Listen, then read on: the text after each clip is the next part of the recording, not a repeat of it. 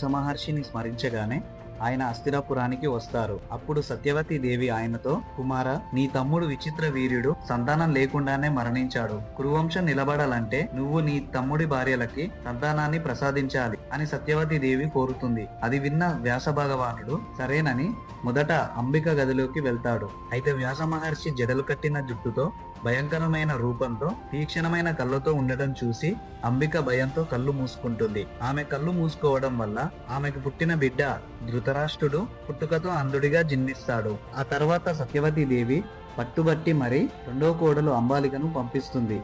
అంబాలిక వ్యాసుడిని చూసి భయంతో వణికిపోతుంది. తద్వారా ఆమె భయం వల్ల పుట్టిన బిడ్డ పాండురాజు తెల్లని శరీరం గల పాండురోగంతో జన్మించాడు. ఇద్దరు బిడ్డలు లోపాలతో పుట్టడం చూసి సత్యవతి దేవి విచారించి అంబికను మళ్ళీ వెళ్ళమని చెప్తుంది. కానీ అంబిక భయపడి తన బదులు తన దాసిని వ్యాసుడి దగ్గరకు పంపిస్తుంది. ఆ దాసి భయం లేకుండా భక్తితో వ్యాస మహర్షిని సేవిస్తుంది. ఆమె ప్రశాంతత వల్ల యమధర్మరాజు అంశతో విదురుడు జన్మించాడు. అందుకే